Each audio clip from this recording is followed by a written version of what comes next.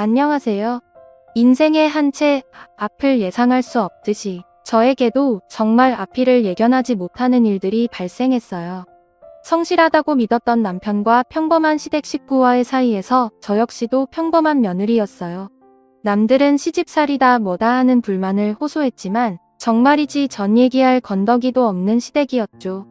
그렇게 남들과 다름없이 살던 저에게 어느 날 돌아가신 아버지의 땅이 재개발이 되면서 갑작스레 돈방석에 앉게 되었어요. 처음 만져본 큰 돈이기도 하고 이제 이 돈이면 우리 식구 마음 놓고 행복하게 살 수 있겠다는 희망에 부풀어 지내던 날이었죠. 하지만 돈 때문이었을까요? 모든 것이 제 생각과는 다르게 흘러가고 있었습니다. 아무것도 없던 시절 행복했던 거와는 다르게 돈이 많아지자 시댁과 남편은 점차 변하게 된 거예요. 이게 웬 행제야? 당신도 아등바등 사느라 너무 고생했어. 이제 고생 끝, 행복 시작이다. 아빠한테 너무 감사하지. 아빠는 누려보지도 못한 건데 내가 이렇게 누려도 되나 싶고. 그래서 말인데 나 예전부터 하고 싶어 하던 사업 좀 해볼까 했는데 어떻게 생각해? 준비는 진작에 다 해놨고 자금 때문에 시작도 못했던 거였으니까 지금 한번 도전해보고 싶은데 아무래도 정말 잘할 수 있을 것 같다는 생각이 들어서 말이지. 지금이 기회가 아닌가 싶고. 그래, 뭐가 문제겠어? 자금 하치 우리한테 130억이나 있는데 뭐든 시작해봐. 난 그럼 회사 그만둬도 되나? 아무래도 너 사업 시작하고 바빠지면 유림이 누가 봐. 유림이를 케어할 사람은 있어야 할 거 아냐. 내가 하면 될 것 같은데. 그래도 남자가 밖에 나가서 일을 하는 게 낫지 않을까? 유림이야 뭐 우리 엄마도 계시고 이제 좀 컸는데. 그리고 당신 집에 있다고 하면 어머님도 안 좋아하실 것 같은데.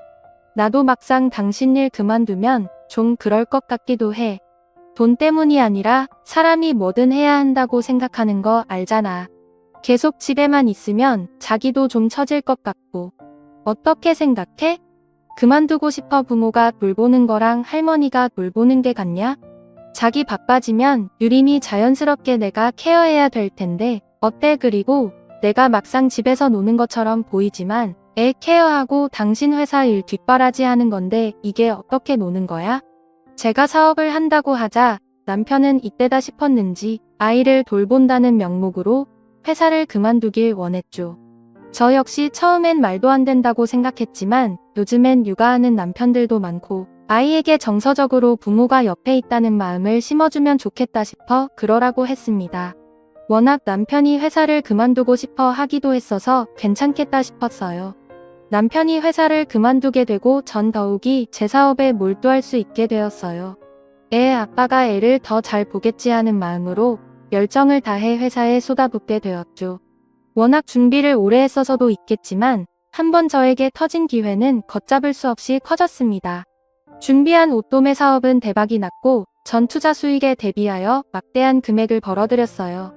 어느새 원금까지 회수하게 되었고 그야말로 초대박이 난 거예요. 하루하루가 바쁘게 돌아갔고 제 자존감도 나날이 올라가게 되더라고요. 하지만 그의 반면에 남편과 시댁 식구들의 씀씀이는 물론이고 행동마저 제가 알던 사람들이 아닌 것처럼 변하고 있었어요.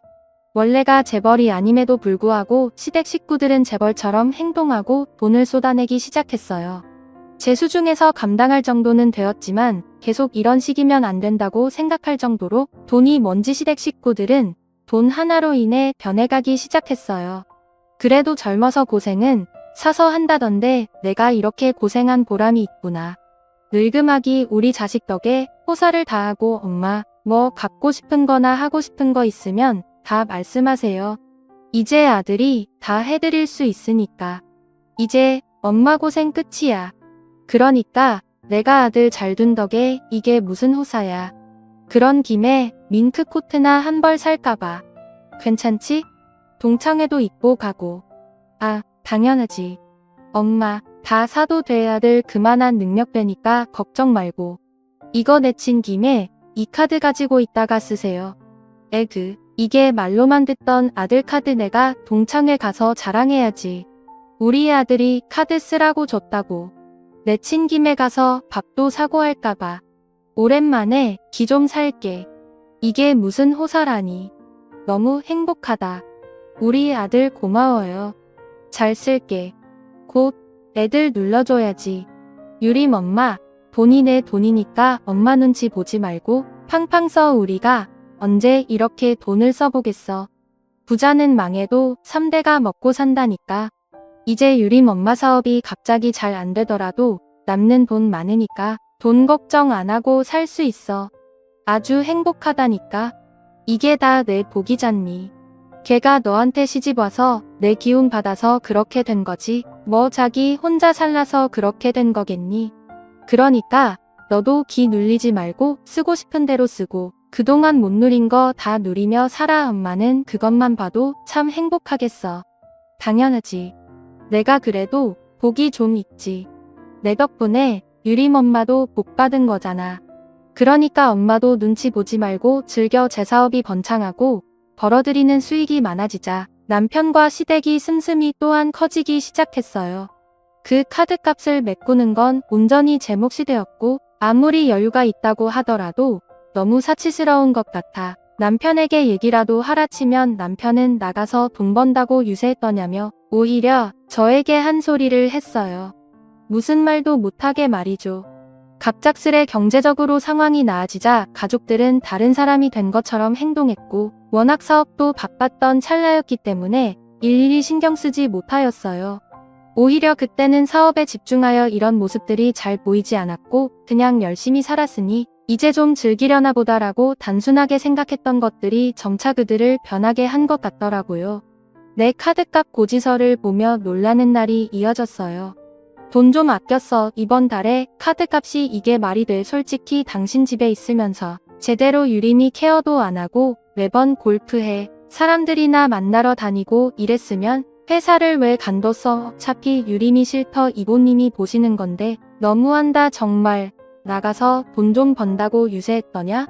내가 이렇게 나가서 사람들도 만나고 해요.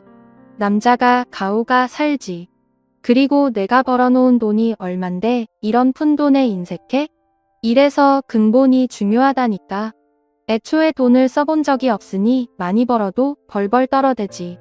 뭐, 말 다 했어? 당신 내가 알던 사람 아닌 것 같아. 성실하고 늘 다정했는데 요즘엔 180도 사람이 변해도 이렇게 변할 수가 있어? 당신이 변해야지. 지금 우리가 얼마나 많이 변했는데. 이제 옛날 우리가 아니야. 정신 차려. 이제 즐기며 좀 살자. 좀 너처럼 계속해서 구질구질 살다간 거지꼴 못 면하는 거야. 사람이 좀 형편이 나아지면 그에 걸맞게 살아야지. 아직도 돈 그래도 적당히라는 게 있으니까 그렇지. 유림이가 나중에 커서 뭘 배우겠어? 내 말은 적당히 하라는 그 말이잖아. 적당히는 무슨 이렇게 돈을 써도 내가 벌어오는데 좀 즐겨야지. 사람이 좀 쓰면서 살자. 내가 아끼니까 내가 쓰는 거야. 오히려 제가 남편에게 변했다고 하자. 남편은 당연히 변해야 하는 거라며 저를 이상하게 몰고 갔어요. 이 또한 지나가겠지라고 생각했고 오히려 원래 남편의 성격을 알았기 때문에 한참 놀다 보면 다시 예전으로 돌아오겠지 생각했어요. 그러나 그 생각은 제가 단단히 착각했던 거였죠. 허구한 날 남편은 사치스럽게 명품이며 차며 사치를 부리기 바빴고 밖에서 바쁘게 일을 하는 저보다 늦게 들어오는 일이 잦기 시작했습니다. 이로 인해 싸움도 많이 하게 되었고 시어머니는 모든 걸 제 탓으로 몰고 갔어요. 예전엔 무조건적으로 제 편을 들어주던 시어머니였지만 이젠 절 물주 그 이상으로도 취급하지 않으시더군요. 무엇이 그렇게 모든 걸 변하게 했을지 참 의문이었어요. 그 전보다 훨씬 더 여유가 있어졌지만 제 삶은 그러지 않았고 오히려 더 각박한 삶같이 느껴졌거든요. 하지만 저 빼고 모든 사람들은 참 행복해하고 즐거워하는 모습을 보였어요. 아내가 밖으로만 도니까 남편도 밖으로 도는 거 아니냐. 어떻게 가장이 집에만 있니? 내가 뭐 하나 차려주던가. 남자가 보는 눈이 있지. 집에서 앞치마 메고 살림하는 게 말이나 돼. 너 그렇게 바가지 긁지 말고 뭐라도 하나 차려줘라. 너 돈도 많잖아. 내가 우리 아들이 유림이 본다고 할 때 썩 내키지 않았어. 남자가 체면이 있지. 어떻게 애를 보게 해? 내가 사람이니? 어머님, 이 하는 거 보면 뭐 하나 해도 말아먹을 거예요. 본인이 뭘 하고 싶다면 거기에 대해 어떻게 진행할지, 수익은 어떻게 낼 건지, 이런 계획도 없이 어떻게 무덥대고 뭐라도 차려달라고 하시는 거예요. 그리고 이 돈이 거전하는 거냐고요? 저 밖에서 진짜 열심히 일해서 버는 돈이에요. 친정아버지가 마지막 남겨준 유산으로 시작한 사업이기도 하고요. 거봐, 나도 이렇게 가르치려고 하는데 애비한테는 어떻겠어? 안 봐도 훤하다. 네, 남편 밖으로 노는 거 그럼 탓하지 마. 남자가 밖에 나가서 사람 만나고 술도 마시고 할 수 있는 거지. 그런 거 가지고 그런 꼴 들이잡지 말란 말이야. 하여튼 요즘 애들이란 그저 본인이 잘나서 다 이룬 줄 알지? 너 솔직히 우리 아들 만나서 잘 된 거지? 너 혼자만의 복으로 잘 된 거 같니? 뭐든 감사하게 생각해. 어머님, 너무하세요. 제가 알던 어머님 맞나 싶어요. 정말 예전엔 항상 따뜻하게 대해주셨는데 뭐가 이렇게 다 변한 건지. 얼씨구, 감성팔이 아냐. 지금 나 카드 한도 막혔다. 한도 좀 늘려라. 뭐만 쓰면 한도 때문에 쓸 수가 없어. 내일 김 여사랑 박 여사 만나서 공 좀 치러 가려고 하는데 카드가 막혀서 되겠니? 네 카드 주고 가든지 지금 한도 늘려주든지 해. 장말 말고. 시어머니 또한 돈 쓰는 맛을 알아버리자 저를 보면 늘 돈 하시기 바빴습니다. 남편도 절 외롭게 하고 대놓고 지갑처럼 여겼지만 시댁 식구들마저 저를 무시하는 것 같아 마음이 안 좋았어요. 그러던 중 회사 직원으로부터 남편이 골프장에서 어떤 여자와 함께 희덕거리는 모습을 봤다고 저에게 사진을 찍어 제보를 해 주었습니다. 남편이 가끔 회사에 들러 저에게 돈을 택하는 걸 간간히 봤던 직원들은 남편을 보자마자 알아차린 거였어요. 그 얘기를 듣자 하늘이 무너지는 것 같았어요. 항상 성실하고 믿음직한 남편이었기 때문에 제 눈으로 사진을 보고도 믿기지 않았지만 너무 증거가 명확한 모습에 믿을 수밖에 없었어요. 창피하기도 하였지만 가장 먼저 든 생각은 딸아이에게 상처를 주게 될까봐 가장 큰 걱정이 앞섰죠. 대표님, 여기 사진 사실 이거 말씀드려야 하나 고민했어요. 제가 한 번만 본 게 아니라 몇 번 봤거든요. 볼 때마다 보통 사이는 아닌 것 같고 매일 손잡고 두 분이서 꽤 진전된 사이 같아서 말씀드려요. 대표님은 아셔야 할 것 같아서요. 아, 고마워. 이런 거 얘기해주기 쉽지 않았을 텐데 일단 그 문제는 내가 알아서 할 테니까 걱정하지 말고 그 사진 좀 보내줘. 바람난 것들은 초장이 잡아야 해요. 제가 힘이 되드리진 못하지만 그래도 대표님 힘내세요. 여기 사진들이요. 믿었던 남편의 배신, 진작 남편이 변한 건 알고 있었지만 막상 여자까지 생겼다고 하니 돈이 다 무슨 소용인가 싶었고 솔직히 앞날이 캄캄했어요. 언젠가 예전처럼 성실한 남편이 될 거라고 믿고 싶었지만 집에 오면 늘 어두컴컴한 집, 남보다도 못한 사이가 돼버린 것 같아 이혼까지 생각하는 절 발견했죠. 멀리에 이러고 살아야 하나 싶은 마음이 가장 많이 들었거든요. 하지만 자식이 뭔지 한부모 가정을 절대 만들어주고 싶지 않았고 나한테 못하는 남편이지만 자식한테만큼은 애틋한 남편이니 아이에게 아빠를 잃게 해주고 싶지 않았습니다. 그 마음으로 계속 남편을 이해하려고 노력하는 날이었어요. 미련하겠지만 그때까지도 이혼이라는 걸 쉽게 결정할 순 없었고 그저 나 하나 참으면 되나라고 생각이 들었어요. 그러던 중 남편은 뻔뻔하게 저에게 신우의 시집 가는 문제를 얘기하며 시댁에 들러보라는 얘기를 아무렇지 않게 하더군요. 네 신우 시집 가고 싶댄다. 엄마가 얼굴 좀 비추래. 요새 너 우리 집에도 안 간지 오래됐잖아. 오늘 일 끝나고 한번 들려. 그래야지. 바쁘다 뭐다 하는 핑계로 안 간지 오래되긴 했네. 아가씨 뭐 남자친구 생겼나봐? 시집도 간다고 하고. 그러니까 엄마가 널 보자고 하지. 시집 보내는데 돈이 한두 푼 드냐? 어쨌든 집에 가서 엄마랑 얘기 좀 나눠봐. 그러니까 경제권 나한테 일임하면 좀 좋아? 네가 귀찮게 왔다 갔다 안 해도 되고. 넌 어쩜 남편을 이렇게 꽂아놓은 보리자를 만들어. 어차피 네 돈이면 내 돈인 건데. 맨날 카드나 쓰라고 하고. 그냥 이참에 경제권 나한테도 옮겨. 내 돈이라서가 아니라 나 일하는 거랑 세금 이런 것 때문에 그래. 그리고 지금도 자기 하고 싶은 대로 다 쓰고 살잖아. 뱁새가 황새 따라가던 다리가 찢어지는 법이지. 그러니까 작작해. 봐주는데도 한계가 있으니까. 내 말은 알아듣지? 이게 어디 남편을 뱁새에 비유해?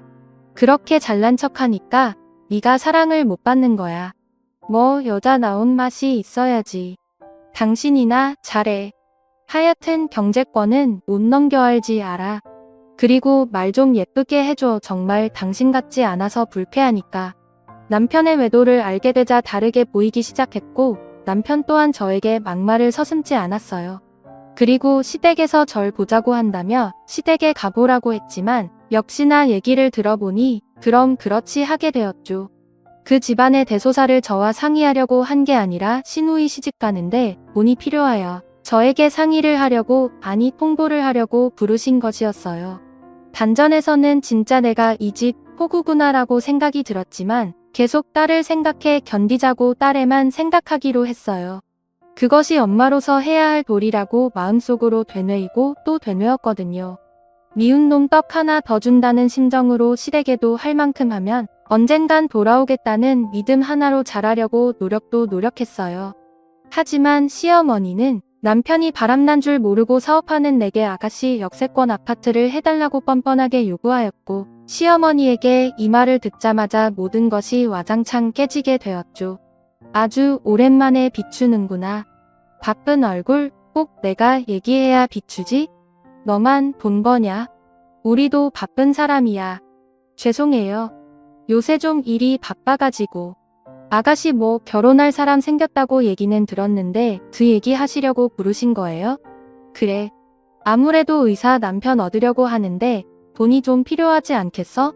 우리 딸이 의사 사모님 된다는데 다 해줘야지. 어떻게 해주시게요? 근데 어머님, 전 그냥 뭐든 서로 잘 맞아야 한다고 생각하지.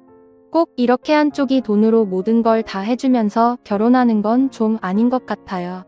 이런 부분이 뭐 얼마나 갈까요? 서로 마음 맞아 결혼해도 이혼하는 판국에 너 지금 초칭이야? 해주기 싫어서 그래? 내 동생이었어도 이럴래? 어떻게 애가 정이 없어? 네, 남편 동생이면 내 동생이나 마찬가지인 거지. 너 지금 우리 딸이 의사 사모 된다니까 시기 질투하는 거야 뭐야? 나도 의사 사위보나 했더니만 조치지 마라. 그러게. 언니 무슨 벌써부터 초를 쳐요? 진짜 엄마 말대로 내가 시집 잘 가는 게 배 아픈 건지? 뭐 그런 건 아니죠? 그리고 나 정도면 의사 사모 될 만하지. 언니가 좀만 도와주면 되잖아요. 언니한테 그 정도 돈도 아니면서 뭘 그래요? 그 집에서 아파트는 당연히 해줄 줄 아나 보더라. 대출 좀 받더라도 어느 정도 내가 준비 좀 해줘야 하지 않겠어? 위치는 어디든 좋으니까 역세권 쪽으로 해서 아파트 하나 해줘라. 너 그 정도 능력은 되잖아. 동생이면 아까울 게 어디 있어? 너 처음에 시집 올 때 무일푼 빈몸으로 시집 왔기도 했고 지금 혼수한다고 생각하고 어느 정도 금액 좀 마련해. 안 아프고 있는 시누이 의사 집안에 안 굴리게 옳게 놀이는 다 해야지. 그래야 너도 편하고 우리도 편한 거야. 다 좋다고 하는 말이니까 새겨 들으렴. 시어머니와 시누이는 그냥 대놓고 이제 돈을 대달라고 저에게 닥달했고 그냥 누가 보면 돈을 저에게 맡겨놓은 것 마냥 돈을 요구하더라고요. 이 모습을 보고 깊게 깨닫게 되었고 이제 더 이상 간과할 수만은 없겠다 싶은 마음이 들면서 내가 할 수 있는 방법을 다 동원하여 이 집구석을 망하게 해버려야겠다고 다짐을 하게 되는 순간이었어요. 이 순간 내가 잘못 판단하면 영원히 나는 이 집안의 물주, 그 이상이나 이하도 아닐 거라는 판단이 쓰게 되자 머리는 빠르게 돌아갔어요. 그래요. 하나밖에 없는 시누이 시집 가는데 제가 뭐라도 해야죠. 없는 형편도 아니고 돈이야 남아 도는 거려. 이제야 내가 말이 통하는구나. 그 돈 좀 내가 지고 있지 말고 내 남편한테도 좀 맡기고 그래라. 가장이 면이 있어야지. 일단 우리 딸 결혼하는데 종자돈 좀 먼저 풀어놔 그래야 그 의사 사이 차도 해주고 어느 정도 집 잔금도 치르지. 네, 그럴게요. 일단 제가 가진 현금 5억이면 될까요? 아파트 잔금은 들어갈 때 치르면 되니까 먼저 5억 먼저 하죠. 그리고 집 알아보셨으면 빨리 계약하세요. 정확한 금액을 알아야 자금을 준비하니까요. 뭐 하나밖에 없는 시누이인데 워낙 동생 같은 생각도 들고요. 사실 요림아빠 동생이면 제 동생이나 다름없으니까 당연히 제가 이 정도는 하려고 했어요. 언니 고마워요. 아우 내가 이래서 세연이를 좋아한다니까. 내가 의사 사무되면 언니 잊지 않을 테니까 걱정 마요. 아무래도 내가 상류층 사람이 된다고 하면 언니들 돈만 많은 졸부가 아니라 한 발짝 상류층에 닦아서는 거니까요. 그러게 이제야 시원시원하구나. 가끔 보면 답답했는데 시원하게 통 큰 걸 보아하니 이제야 내 며느리다워. 아주 이게 다 우리 집안, 인류 집안 만들려고 이러는 거 아니겠니? 내가 자식 농사는 정말 잘 지었다니까. 둘 다 아주 성공했어. 돈을 해준다고 하자 시어머니와 시누이는 그동안 상심지를 경고하는 정말 상반되게 저에게 살랑거리기 시작했고 그 모습을 비디오로 찍어놨어야 했는데 그러지 못해 참 한이 되더라고요. 그리고 전시댁에서 나와 곧장 이혼을 준비했고 직원에게 남편의 외도 사진을 받아서 이혼 소송을 걸었는데 시어머니와 시누이는 그것도 모르고 시누이의 신혼집 아파트를 계약했어요. 제가 남편에게 이혼 소송장을 낸 것을 식구들이 알게 되자 셋이서 회사에 찾아와 따지기 시작하더라고요. 막상 돈을 움켜쥐고 있는 제가 이 집과의 손절을 선언하자 그제야 정신이 번뜩 들었는지 버서말로 찾아온 것이에요. 이혼? 내가 왜 너한테 이혼을 당해야 해?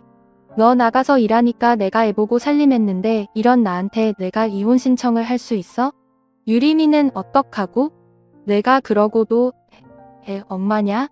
어떻게 유리미한테 상처를 주려고 할 수가 있냐고? 유리미? 어디서 내 입에서 유리미라는 이름을 함부로 입에 올려? 내가 유리미를 그렇게 생각하는데 바람을 폈겠니? 여기 증거자료다. 어디 변명해봐. 참고 살아보려고 했는데 도저히 못 살겠다. 너 그리고 니네 엄마, 내 동생 그지근성 이제 못 참아 법정에서 보자고. 아주 셋 다 똘똘 털어서 개망신을 줄 거니까 그리 알아. 이제 다시 예전으로 너넨 돌아가는 거야. 아니 그럼 우리 그 집 계약한 건 어떡하니? 계약 파기하면 너 위약금이 얼마인 줄이나 알아? 일부러 그런 거지? 언니, 그래도 해줄 건 해줘야죠. 이혼을 하더라도. 이거 엄연한 사기예요? 우리한테 어떻게 이렇게 사기를 쳐? 시무와 시누이는 제가 사기를 쳤다며 억울해하고 이 부분도 법정에서 밝혀낼 거라고 으름장을 놓았지만 사실상 증거도 없었고 본인들이 원해서 모든 계약을 한 것이었기 때문에 저에게 위약금을 대신 내주라는 법정의 명령은 없었습니다. 본인들이 본인들의 발등을 찍은 것이기 때문이죠. 본인들이 잘못한 것은 생각 못하고 이렇게 뻔뻔하게 나오는 모습을 보니 역시나 그 집안을 요절내길 잘했다는 생각이 참 많이도 들었습니다. 그동안에 참아왔던 것들이 후회도 되면서 말이에요. 꼴 좋다. 위약금 당신들이 알아서 해야지. 나한테 돈 맡겨놨어. 그동안 유림이 생각해서 참고 참았는데 더는 못 참아. 내가 당신들 지갑인 줄 알고 있지? 의사 사이 얻는다고 주제도 모르고 놔두더니 꼴 좋다. 모든 얘기는 법정에서 하자고요. 너 뭐가 문제길래 이러니? 천천히 우리 얘기 좀 하자. 내가 뭔가를 오해했나 본데? 우리가 어디 1, 2년 세월이니? 그래요, 언니. 우리 천천히 얘기해요. 갑자기 이러는 법이 어딨어. 내 인생 어떡하라고? 나 그 남자한테 시집 못 가면 진짜 안 돼. 언니. 우리 위약금이 얼마인 줄이나 알아요? 그럼 다 양보해서 돈만 좀 해줘요. 우리 그 정도 사이는 되잖아. 제가 얘기가 통하지 않는 것 같자 시어머니는 절 회유하려는 방법을 쓰더라고요. 하지만 이미 마음이 돌아선 저는 그 어떤 얘기도 귀에 들어오지 않았고 전 회사 경비분들을 호출하여 이 염치 없는 새 가족을 끌어내라고 말했습니다. 오히려 끝내야겠다고 마음을 먹고 나니 일은 일사천리로 진행이 되었어요. 그동안 제 마음만 먹었으면 별 일이었더라고요. 저희 건물에 잡상인들이 출입한 것 같거든요. 여기 좀 오셔서 이 사람들 좀 끌어내주세요. 아주 막무가내네요. 뭐, 너 지금 우리 보고 잡상인이라고 했니? 내가 어떻게 우리한테 이럴 수가 있어? 하물며 가족인데 이렇게 지독해? 지독? 당신들이 나한테 했던 행동들이 얼마나 지독하게 이기적이었는지 몰라? 본인들이나 돌아봐. 뻔뻔한 인간들이 여기가 어디라고 나대?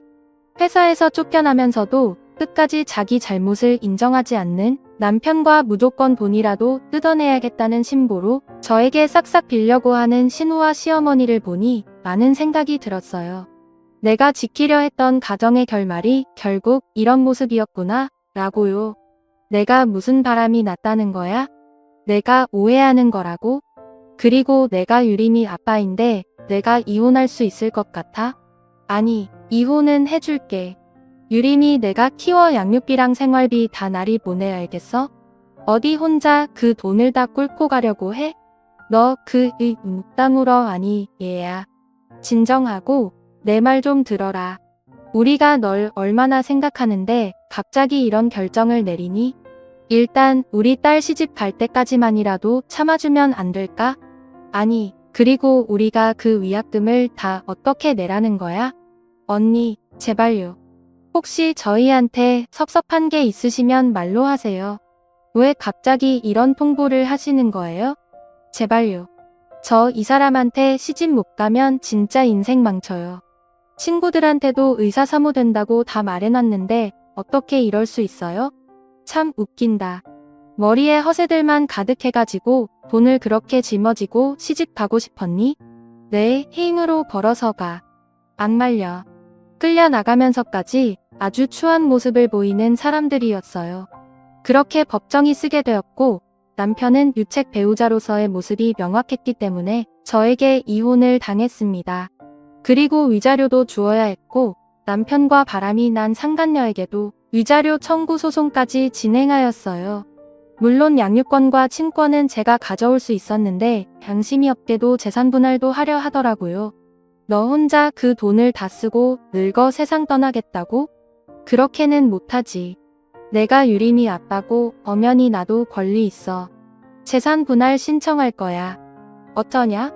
상속된 재산은 분할 대상이 아니라는데 내가 그것도 안 알아보고 너한테 이혼 소송 걸었겠니? 내가 정신 나갔다고? 우리 아빠가 고생해서 번 유산을 너한테 조금이라도 나눠줄 줄 알았어? 웃기지 마. 너 내 돈 쓰면서 놀기밖에 더 했니? 뭐야? 나 이혼 못해. 절대로 누구 좋으라고 내가 이혼을 해줘. 내가 어떻게 이 자리까지 오게 되었는데 절대 안 해. 그건 법정에서 얘기하시고요.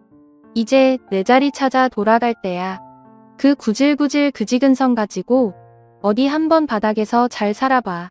아이한테 미안했지만 이런 아빠 밑에서 자라는 것이 더욱 유림이에게 해만 끼칠 것 같아 내린 결론이었어요. 시어머니와 시누이는 의사 사이를 얻으려고 분수에 안 맞게 집계약도 사이에 차도 하물며 병원도 개원시켜주려고 병원 자리까지 계약했더라고요. 그저 저만 믿고 말이에요. 하지만 제가 모든 돈을 못 해주겠다고 하자 그 많은 위약금을 시어머니와 시누이가 감당해야 했습니다. 시댁은 벌이가 마땅치 않았기 때문에 딱 하나 있는 시어머니의 집까지 팔아서 위약금을 몽땅 물었다고 했어요. 분수에 안 맞게 욕심을 부린 최후였습니다. 그리고 예비 신랑에게 아무것도 해줄 수 없는 시누이는 결국 그 집안에서 파혼을 당하게 되었어요. 파혼을 당하자 또다시 저희 회사에 찾아와 시어머니와 시누이가 합심하여 난리를 치더라고요. 그 꼴이 얼마나 우스인지 많은 사람들이 비난하기도 했지만 그런 것쯤은 안중에도 없는지 아주 뻔뻔하게 저에게 막말을 퍼부어댔습니다. 너 우리 딸 인생 물었네. 내가 이런 식으로 뒤통수를 쳤네. 아들이랑 내 딸 둘 다 신세망치고 내가 무사할 줄 알아? 내가 우리 아들 잘 만나서 이렇게 된 건데 어디 고마워할 줄 모르고 감히 우리한테 뒤통수를 쳐대? 내가 사람이야? 내가 묻고 싶은 말이 올시다. 당신들이 사람이야? 그동안 내 돈 엄청 써대면서 행복했지? 당연하게 생각했고 정신 차려요. 우린 남남이야. 유리미안나 생각해서 지금까지 참은 거야. 그동안 그래도 부자 행세 좀 해봤으니 성공한 인생 아닌가? 당신 아들 딸들이 못해준 호강 그나마 내 덕분에 좀 누려봤잖아. 당신 인생에서 그런 날이 또 있었겠어? 그냥 감사하고 살아. 뭐야? 너 말 다 했어? 야, 내가 내 인생 망치고 무사할 것 같아? 너 내가 가만 안 둘 거야. 나 이대로 억울해서 못 살면 어쩔 건데? 나이 먹어가지고 엄마 옆에서 마마걸처럼 내 주제에 의사 남편이 가당키나 하니? 그 나이 먹도록 천박하고 뭐 하나 제대로 이룬 것도 없는 게? 그저 내 돈으로 돈 많은 공주님인 척의사 남편 꼬시려고나 하고 천박하다. 진짜 내 인생 이제 똑바로 살아. 너랑 똑같은 남편 얻길 바란다. 아주 잘 어울리는 바퀴벌레 한 쌍처럼 말이야. 여기 이 사람들 좀 끌어내요. 어머머머, 진짜 뻔뻔하다. 무슨 그지들도 아니고 돈 때문에 대표님한테 저러는 거잖아. 아우, 소름 끼쳐. 인간들이 어쩜 저래? 경비분들이 와서 끌어낼 때까지 소리를 얼마나 지르던지 아주 기가 막혀 웃음이 나왔어요. 가장 통쾌한 응징을 한 것 같아서 말이죠. 이혼 후 전 딸아이와 이사도 갔고 제 인생을 찾아 열심히 일을 하고 있습니다. 얼마나 행복한지 몰라요. 아직까지 열심히 한 덕분인지 매출은 꾸준히 잘 나오고 있는 편이고 회사 직원들도 성실히 일해주고 있어요. 딸에게 미안한 마음이 가장 많이 들지만 일찍 철든 딸은 오히려 그만 미안해하라며 저를 다독여주는 딸이 되었답니다. 평범한 제가 이런 일을 겪기까지 정말 많은 우여곡절이 있었지만 그런 와중에 딸아이를 정말 잘 낳았다는 생각이 들면서 행복하네요. 딸아이마저도 아빠를 보고 싶지 않아 해 따로 면접은 하고 있지 않은 상태예요. 사실상 전 남편과는 완전히 왕래가 없는 셈이죠. 가정을 지키려 했을 때보다 지금이 훨씬 더 안정적이고 회사 일도 잘 풀리는 요즘이에요. 제가 일련의 상황들을 겪고 느낀 것은 애써 끊어진 것들을 붙잡고 갈 필요가 없다는 것입니다. 여러분들도 그러지 않나요? 떠나가는 인연에 미련을 두고 잡고 계시는 건 아닌지 여쭤봅니다. 오히려 날 진정 생각해주는 사람은 언제나 옆에서 묵묵히 응원해준답니다. 그러니 애써 인연을 붙잡거나 미련을 두지 않으셨으면 해요. 오히려 본인을 망치는 길이라는 걸 깨달았거든요. 지금까지 길고 긴 이야기 들어주셔서 정말 감사합니다.